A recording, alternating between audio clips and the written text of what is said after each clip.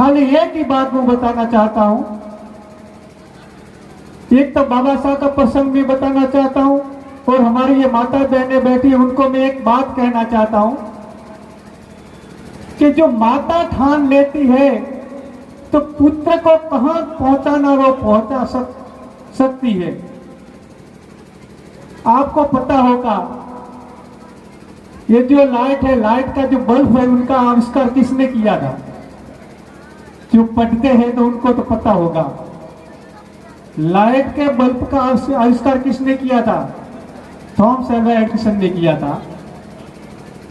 तो Thomas Alva Edison कितना होशियार व्यक्ति था आपको पता है?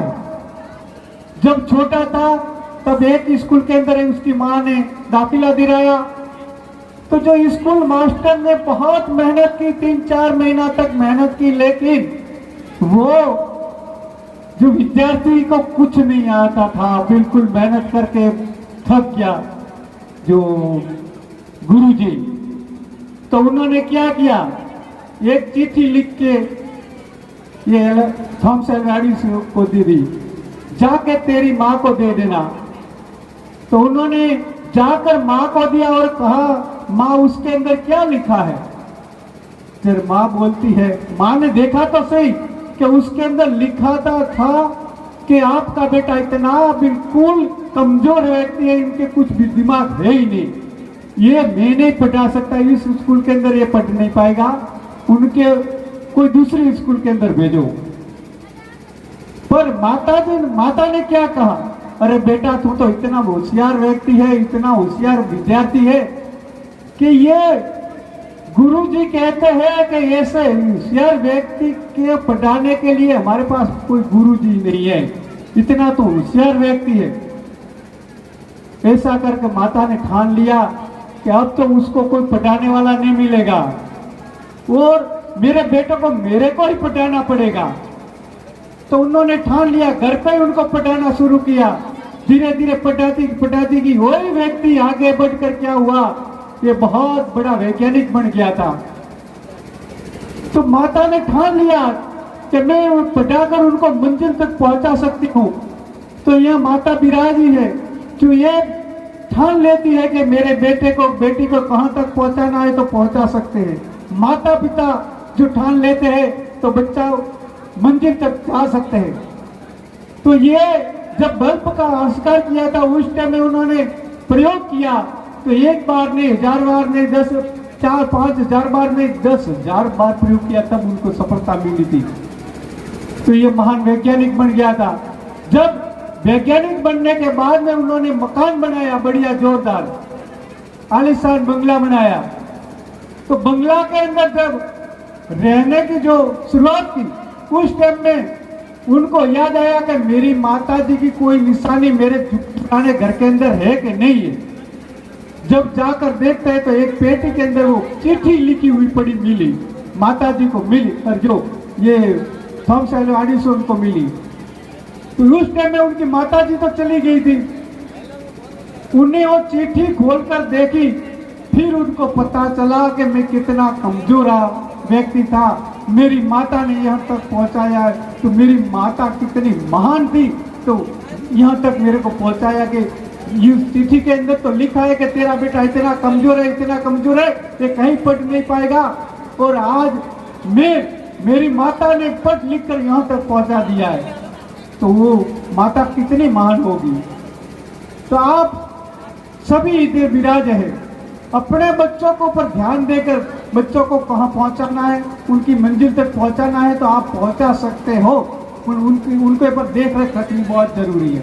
और मैं एक और बात बताना चाहता हूं कि बाबा साहब का एक प्रसंग था। जब 1949 के दिन 1949 22 नवंबर के दिन बाबा साहब शाम के टाइम में बैठे थे। तो बैठे बैठे क्या करते, एक पल में तो रोने लग जाते थे और पल में हंसने लगते थे। तो पास में बैठा था शंकरानंद शास्त्री जी। शंकरानंद शास्त्री जी देखता था कि बाबा साहब क्या कर रहे, घड़ी पलक में तो हंसते हैं, घड़ी पलक में रोने लग जाते हैं, क्या कारण होगा। मेरी जिंदगी में तो बाबा साहब का ऐसा जो समय ऐसा नहीं देखा। उन्होंने बाबा साहब को पूछा, बाबा साहब आप क्या कर रहे हो? पल में रोते हो, पल में हंसते हो, आप ऐसा क्या कर रहे हो? जब बाबा साहब ने कहा, शास्त्री जी आज मेरा सपना तो आज मेरा सपना पूरा हुआ है।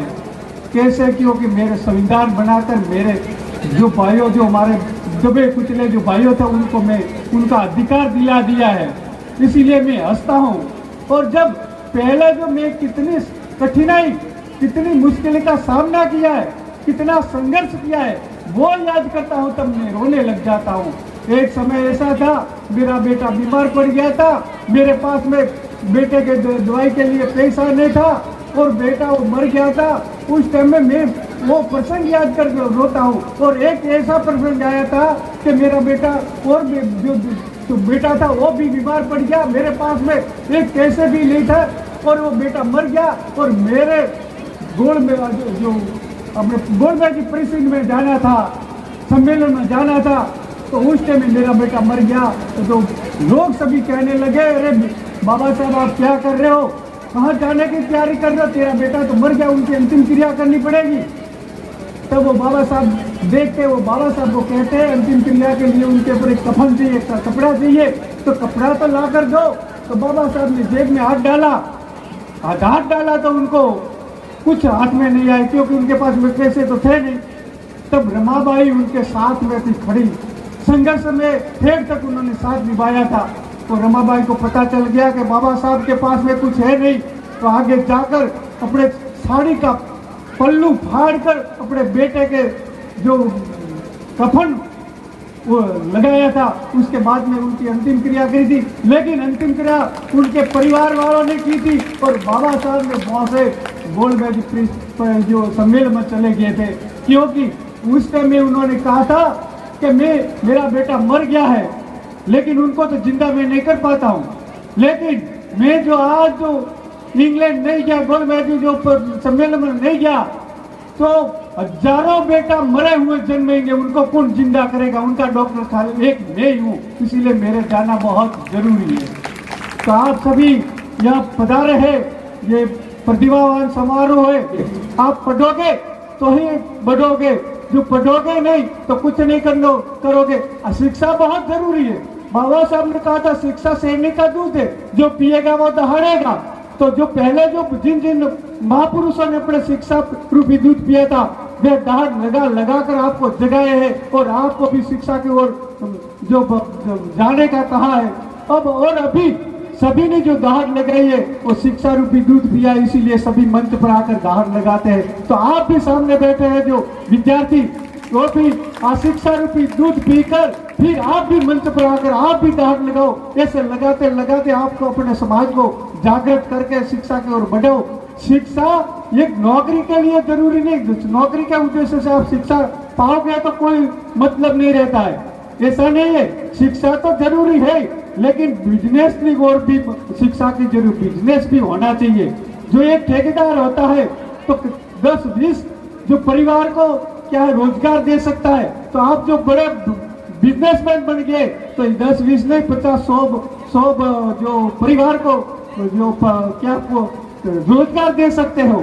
तो आप एक नौकरी के लिए ही पढ़ना ये जरूरी नहीं, नौकरी के लिए पढ़ता है तो नौकर बनते हैं, उनके पास में खुद का परिवार का ये कर सकते हैं और कुछ नहीं कर सकते। ठीक है, बड़े पोस्ट पर चले गए, वो जो समाज को चाहते हैं तो ठीक है, समाज के अंदर जो सहयोग करते हैं, नहीं तो नौकरी वाले कोई सहयोग करते हैं, नहीं करते भी।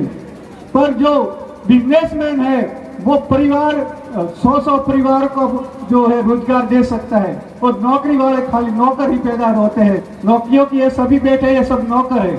सरकार नौकर है, जो सरकार जो आदेश देता है वही काम करना पाए, नहीं तो आप ये काम नहीं कर सकते। तो नौकर नहीं बनना है, बड़े बड़े बिजनेसमैन उद्योगपति बनना है। तो आप नौकरी में भी जाना है, हो ऐसा नहीं कि नौकरी में, ऐसा भी मत मानना। बड़ी बड़ी पोस्ट आप दबा दोगे तो भी आपके पास में सत्ता आ जाएगी। तो आप बहुत समझदार विराजमान, इधर बुद्धिजीवी वर्ग विराजमान।